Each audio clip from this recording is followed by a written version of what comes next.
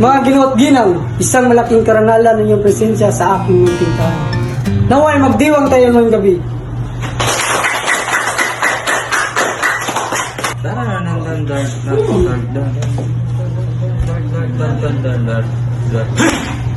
Nakakayamot ang bansang ito. Halatang ibang pamamahalan dito kumpara sa Madrid. Ang masama pa, puro mga Indio ang nakatira. Ayoko talaga sa mga Indio. Mga walang utang na loob. Magdandahan kayo, Padre Damaso, pagkat nasa ilalim tayo ng bubong ng mga Indio. Tama sa Reverencia. Huwag ka magdamdam sa Kapitan Tiago. Huwag kayong mag-alala. Matagal lang hindi tinuturing ni Tiago sa sarili niya bilang mga Indio. Malayong-malayo na siya sa ganoong walang galang na tao. Siguro naman ho, hindi kasing saklap ang nangyari sa inyo at ang sa amin. Ako, sigurado ako nagsasayang ka ng pera sa pagpunta mo rito. Wala kang ibang kakainin kundi mga tindura sa handaan at natutulog na hindi nasisiyahan. Padre Damaso, may iba nga tayo ng usapan.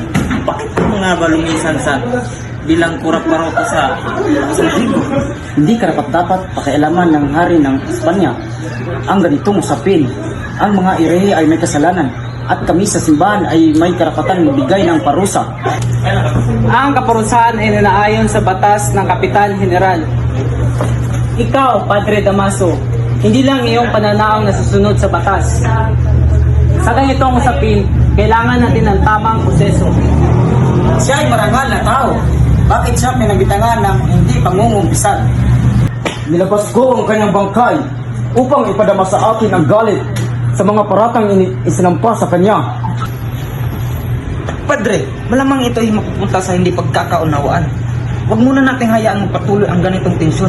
Tumahimik muna tayo at magpatuloy sa maayos pagtitipon. Mga Ginoo, ikinalulugod kong ipakilala ang anak ng aking nasirang kaibigan si Don Rafael. Maupo ka muna, Padre Damaso. Sino kayang kasama ang binata ni Don Santiago? Siya ay si Juan Crisostomo Ibarra. Galing siya sa Europa. Sinundo ko siya mula sa kanyang paglalakbay. Kinagagalak ko kayong lahat na makilala. Aba, Padre Damaso, ang kura ng San Diego. Kinagagalak kong makilala ang kaibigan ng aking ama. Paumanin. Nagkakamali ata ako. Patawad ho, Reverencia. Hindi ka nagkakamali, iho. Ngunit kailanman hindi ko naging matalag na kaibigan ng iyong ama. Kung gayon, ikaw pala ang anak ng nasirang si Don Rafael Ibarra. Mismo. Naway mapasayo ang nagpagitang kasiyahan ng iyong ama. Nakilala ko at manimik kong makasama ang iyong ama. At masasabi kong isa siyang kagalang-galang at tapat na mamayan ng Pilipinas. Maraming salamat po.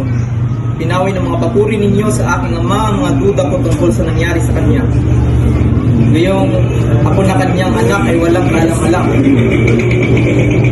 Marapatin ninyong gayahin ko ang tradisyon sa Alemanya na pagpapakilala ng bisita mula sa kanyang kilala. Kinagagalak kong kayong makilala. Ako si Juan Crisostomo Ibarra. Kinagagalak kita makilala, Crisostomo Ibarra. Ako si Kapitan Timon. Kahit na magaganda ang taga-Europa ay wala pa rin tatalo sa ganda ng mga kababaihan sa ating bansa.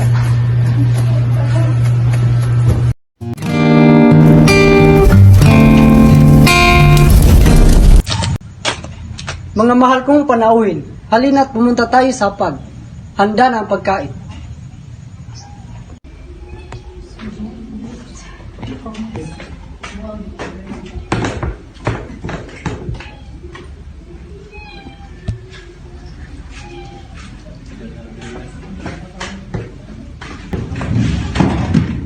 Umupo ka muna, Padre Sibelia. Kayo na po, Padre Damaso. Pwede ka namang umupo dito.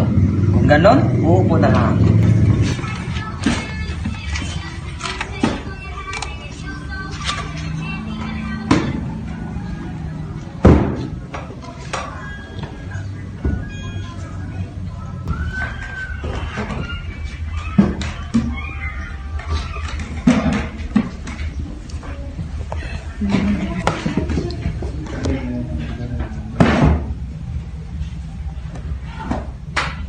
Iho, ilang taon kang nawala sa ating bayan?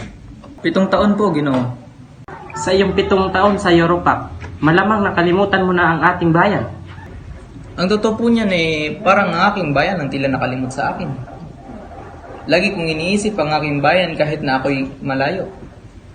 Totoo ba yan, hombre?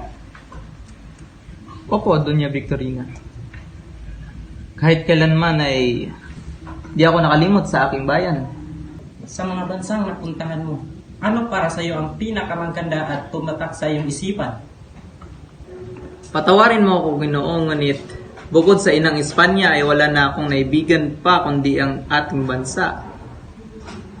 Pagkatapos kasi mabasa at mapag-aralan ng kasaysayan at kultura ng ating bansa ay nakakalimutan ko na ang maganda kong naalala sa bayang iyon.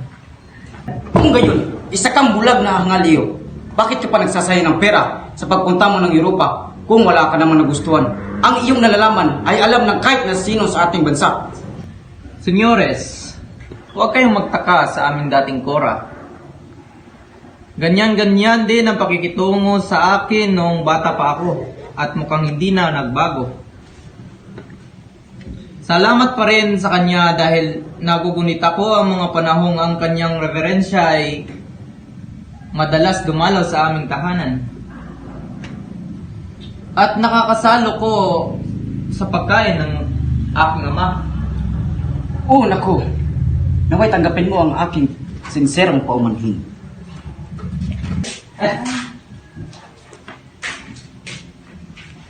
Senyores, Kapitan Tiago, kababalik ko lamang sa Europa kaya't naway maintindihan ninyo na kailangan ko agad na lumisan. Pupunta ako sa San Diego. Sa makalawa, para sa Todos Los Santos. May kailangan akong katagpuin. Hindi ka na ba talaga mapigilang umalis? Sana'y mahintay mo pa ang pagdating ng aking bulaklak na si Maria Clara. Alam kong matagal ka na niyang hinihintay. Paumanin aking doon, ngunit mahalaga ang aking katagpuin ngayon. Muchas gracias sa hapunan, Kapitan. Walang anuman, Ibarra. Makita nyo na? Minsan ay napakasama ng pagiging bunga ng pagpapadala ng iyong anak sa ibang bansa upang mag-aral. Lumalaki ang kanilang mga ulo at nagiging mayabang sila at nawawalan sila ng galang.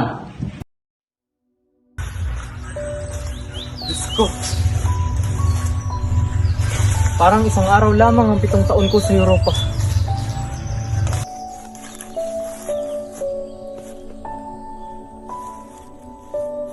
Binata, mag-ingat ka sa lihim ng iyong mga kaaway. Anong nangyari sa iyong ama na way maging aral sa iyo? Patawad, Ginoo. Sa wari ko'y naging matalik na kaibigan ka ng aking ama. Ngunit, wala ako kahit ang aking ama ang may lihim na kaaway. So, madalas, sa sobra nating kapanatagan ay siyang nagdadala sa atin sa kapamakan. Hanggang sa huling hininga, ay ang amang si Don Rafael hindi pa rin makapaniwala sa nangyari sa kanya, na meron pa siyang nagtatagong mga kaaway. Kaya pala si Kapitan Tiago ay nag-aalangan sa akin na magsabi tungkol sa aking ama. Pero bakit siya nakulong sa piitan? Ano ang kanyang kasalanan? Ang tanging kasalanan lang ng iyong ama ay siyang pinakamayamang tao sa buong San Diego. Ngunit, huwag kayong mag-alala, sapagkat ang mabulok sa bilangguan ng bansang ito ay may turing na isang kabayanihan. Minsan ay may isang artelyero na nangungulikta ng tributo sa mga mamamayan.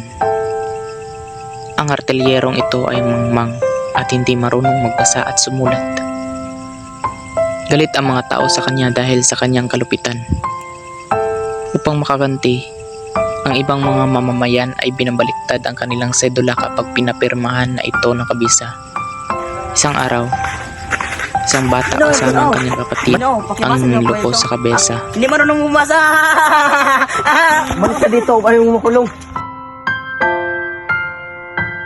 Aba, alam mo namang mas malaki pang tiyan niya kaysa sa utak niya. Huwag mong saktan ng mga bata. Huwag kang pakalamiro. Nakita iyon ng mga tao. Sinakluluhan nila ang artelyero at naidala sa pagamutan. Kinalaunan ni namatay ang artelyero na siyang ikinakulong ng iyong ama Ibarra. Napakalupit ng sinapit ng aking ama. Ngayon ko nang nalaman ang sinapit ng mahal kong ama. Patawad, ngunit kailangan ko nang umalis. Muchas gracias, Teniente, sa pagbahagi mo ng iyong alam sa aking ama. Di nada, Senyor Ibarra.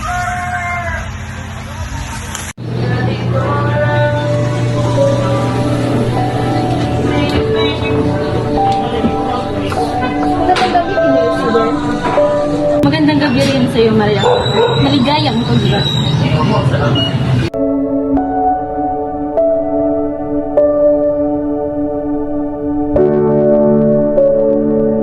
Nabusog kaya ang mga bisita sa punan sa iyo. Sa palagay ko'y oo, Santiago. Panigurado, nabusog ang mga kanda sa dami ng iyong hindang. Nakakalungkot lamang at kailangan umalis agad para sa gitna ng kasiyahan.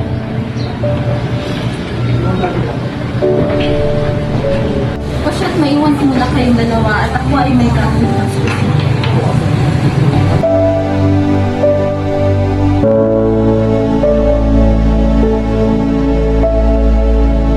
Kaya kami pumabagat sa iyong pagkakas. Meron na po ba? Wala na naman eh.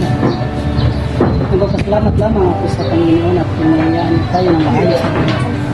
Ngunit sa wari ko, mas masaya sana kung hindi nawala sa atin ang maaga. Ama, huwag mo lang balikan ka ang nakaraan. Mabuti pa, magpahinga ka na.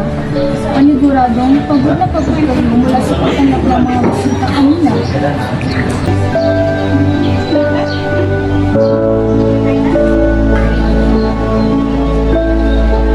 Kung buhay lamang talaga si Pia, paniguradong ang kaligayahan ko ay buong buo.